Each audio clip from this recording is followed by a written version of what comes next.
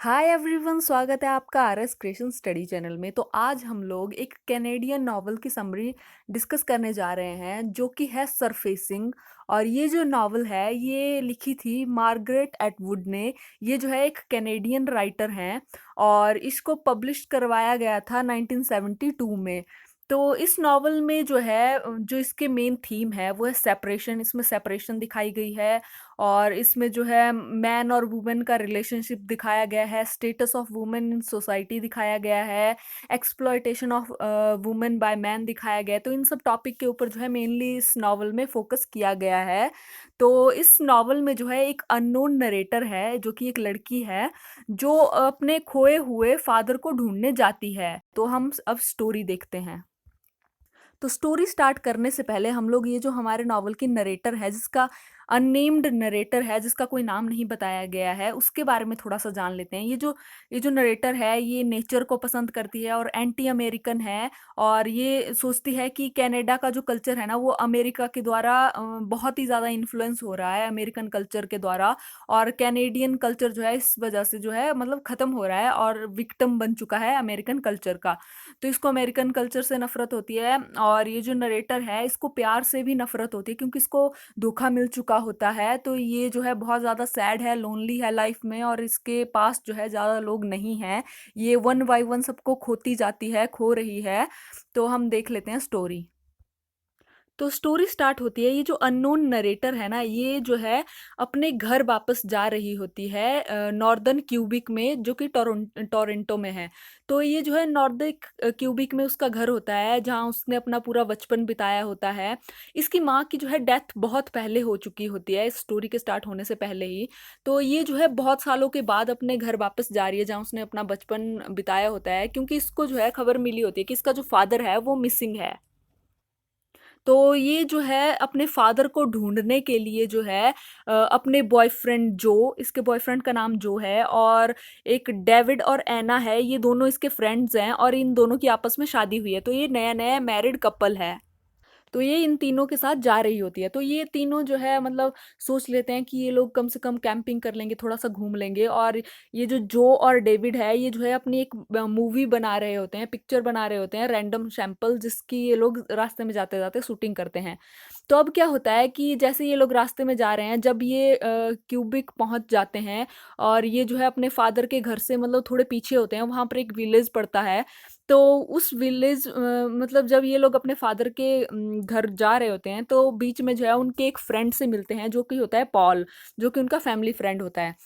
तो क्योंकि इन्हीं ने खबर दी होती है, ये जो अननोन नरेटर है इसको, इनके फादर के गुम होने की खत लिख करके, तो ये इनसे यहाँ पर रुकती है और इनसे पूछना चाहती है कि इनको कुछ और पता तो नहीं चला इनके फादर के बारे में। तो ये जो फ्रेंड है पॉल, ये कहता है कि मुझे कुछ पता नहीं है, मैं कुछ दिन पहले उनके केबिन में गया था। उनके वो एक आइलैंड पे रहते हैं, ठीक है, एक लेक होती है, उसका जो फादर होता है उस लेक के बीचों बीच में एक आइलैंड होता है, वहां पर उन्होंने केबिन बनाया होता है। तो ये जो पॉल होता है ये कहता है कि मैं गया था लेकिन वहां पर कोई नहीं था, ऐसा लग रहा था जैसे बहुत दिनों से उस केबिन में कोई नहीं रह रहा हो। और जो है वहाँ की हालत जो थी बिल्कुल, वहाँ सामान पूरा बिखरा पड़ा था और वहाँ पर कोई भी नहीं था। तो अब इन चारों को पॉल से कोई इन्फॉर्मेशन नहीं मिलती है जो इनके काम की होती है। तो ये लोग क्या करते हैं, एक गाइड हायर करते हैं जिसका नाम होता है इवांस। ये चारों जो है उस गाइड के साथ जो है उस आइलैंड के ऊपर जाते हैं, उस केविन को ढूंढने में, जो मतलब उसको रास्ता बताने में जो है ये जो इवांस है ये इनकी हेल्प करता है, इनको बोट के थ्रू लेकर के जाता है उस आइलैंड तक। तो जैसे ही ये चारों आइलैंड के ऊपर पहुंचते हैं तो वहां पर केविन की हालत बहुत ज़्यादा ख़राब होती है। आसपास जो है बहुत ज़्यादा घास उग रखी होती है, मानो बहुत दिनों से यहाँ पर कोई रहा ना हो। तो अब ये जो बाकी के फ्रेंड्स हैं ये फिशिंग करते हैं, थोड़ा इधर उधर घूम लेते हैं। और ये जो है ये सोचता है कि नरेटर को अपने दिल की बात बता देता हूँ, ये जो इसका बॉयफ्रेंड है, कि यही सही मौका है कि मैं इसको अपने दिल की बात बता देता हूँ। और जो है उसको जो है प्रपोज कर देता है शादी के लिए। लेकिन ये जो नरेटर है ना ये बहुत ज़्यादा डिस्टर्ब होती है। ये जो है पहले धोखा खा चुकी होती है एक बार इसके एक्स हस्बैंड से, जो कि इसको प्रेग्नेंट करके जो है अबॉर्शन करने के लिए इसको जो है फोर्स करता है। तो इसने जो है अबॉर्शन करवा चुकी होती है एक बच्चे का। और वो फिर उस इसको जो है छोड़ के चला जाता है, वो जो इसका एक्स हस्बैंड होता है। तो ये जो है उस कारण से बहुत ज़्यादा डिस्टर्ब होती है और ये जो है किसी भी रिलेशनशिप में नहीं आना चाहती। तो ये जो है जो को मना कर देती है शादी के लिए। तो जो है थोड़ा-सा गुस्सा हो जाता है और जो को समझ नहीं आता, जो बोलता है कि इस टाइम ऐसा नहीं होगा जैसा तुम्हारे साथ पहले हो चुका है। लेकिन ये नरेटर नहीं मानती है और नरेटर इसीलिए भी मैरिज के लिए मना करती है, इसको नफ़रत हो गई होती है क्योंकि इसने जो है ये जो अपने 2 फ्रेंड होते हैं एना और डेविड, इनको बहुत वो जो है ऑब्ज़र्व कर रही होती है रास्ते में जब ये लोग इस आइलैंड के लिए जा रहे होते हैं। तो ये जो डेविड होता है ना, ये एना के साथ अच्छे से बिहेव नहीं करता है और सबके सामने उसकी इंसल्ट करता है, उसको डराता है, उसको जो है मारता है, इवन उसको जो है कहता है कि तुम जो हो मेकअप करके रखा करो, उसको जो है मतलब उससे फ़ोर्सफुली चीज़ें करवाता है। और इनके जो डार्क साइड का रिलेशन होता है, इसका पता चलता है नरेटर को। तो ये जो डेविड है, ये एना को जो है बहुत ज़्यादा सप्रेस करके रखता है और खुद जो है एक वुमेनाइज़र है, लड़कियों के ऊपर लाइन मारता है, लड़कियों के साथ फ्लर्ट करता है। खुद का इसको कोई प्रॉब्लम नहीं होती है, ठीक है? तो ये जो नरेटर होती है, ये अपने पिता की तलाश जो है जारी रखती है। ये उस आइलैंड के ऊपर ढूँढती रहती है, उस केविन की चीज़ों को ढूँढती है। तो इसको जो है वहाँ पर बहुत सी अपनी बचपन की यादें मिलती हैं, बचपन के बहुत से फ़ोटोग्राफ्स और बहुत सी चीज़ें मिलती है। तो ये जो है अपनी बचपन की यादों में चली जाती है और जैसे-जैसे ये अपने फ़ादर को ढूँढ रही होती है ना, ये अपने अंदर के इंसान को भी ढूँढ रही होती है कि मतलब इसके अंदर कोई इमोशन क्यों नहीं है। और ये बहुत सी चीज़ों के साथ डील करती है, ये मतलब बहुत सारे इसके दिमाग में जो चीज़ें चल रही होती है, इसके दिमाग के ऊपर बहुत ज़्यादा प्रेशर होता है।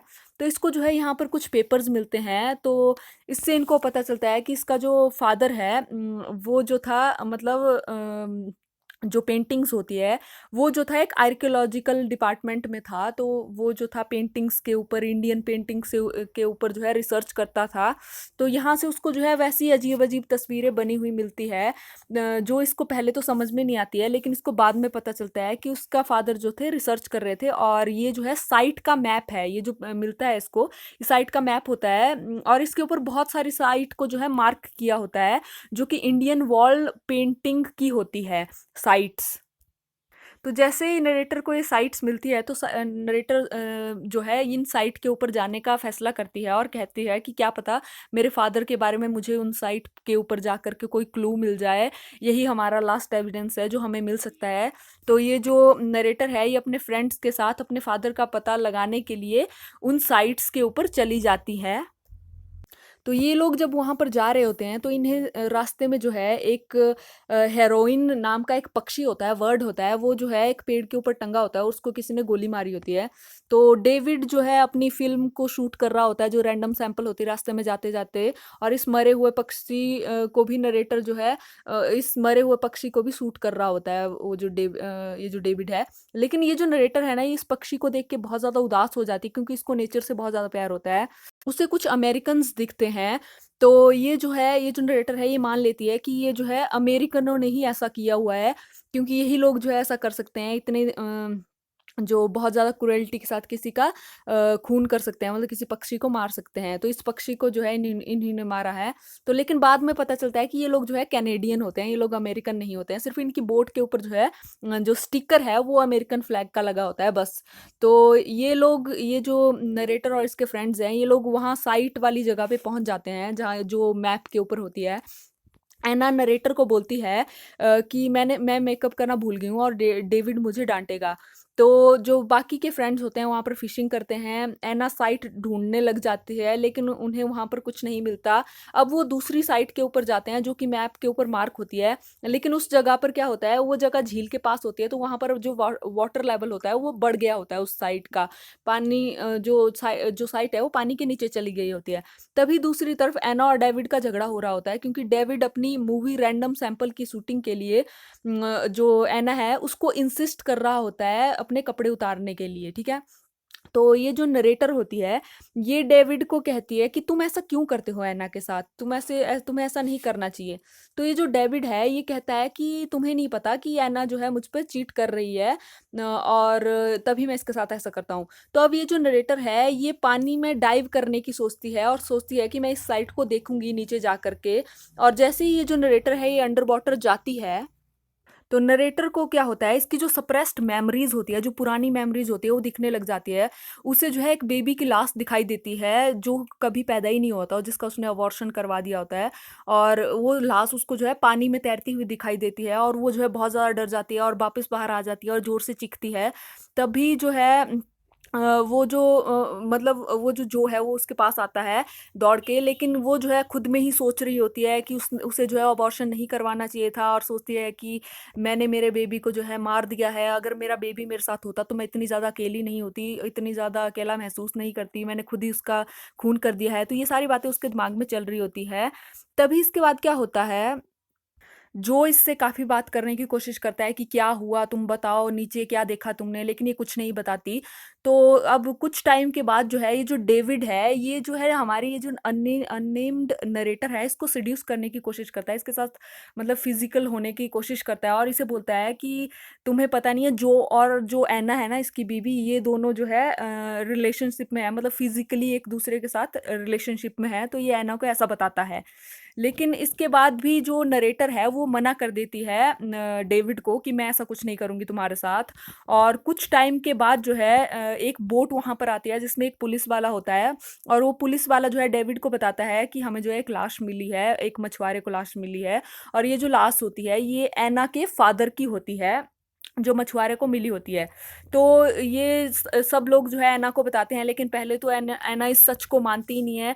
लेकिन बाद में जब उसको सच में यकीन हो जाता है कि उसके फादर की डेथ हो चुकी है, तो ये जो ऐना है ये पूरी तरह से टूट जाती है, ये पागलों की तरह बिहेव करने लगती है, और इसको जो है हेलुजिनेशन होने लग जाते हैं, इसका मानसिक संतुलन बिगड़ने लग जाता है, क्योंकि ये पहले ही अपने बच्चे के लिए बहुत ज़्यादा दुखी होती है, और अब इसको फादर की डेथ, तो ये जो है मतलब ऐसी चीज़ें सोचने लग जाती है जो रियल में है ही नहीं, रियलिटी में होती ही नहीं है। तो ये बहुत ज़्यादा इसका जो है हालत ख़राब हो जाती है, और ये जो है थोड़ी पागल सी हो जाती है। तो इसके बाद क्या होता है, तो अब ये जो नरेटर है ये जो को जो है सिड्यूस करने की कोशिश करती है ताकि ये जो है प्रेग्नेंट हो जाए, और ये जो है मतलब अपना जो मरा हुआ बेबी है उसकी जगह भर सके। तो इसको ऐसा लगता है कि अगर इसका बेबी हो जाएगा तो इसका दुख थोड़ा कम हो जाएगा, लेकिन ऐसा कुछ नहीं होता।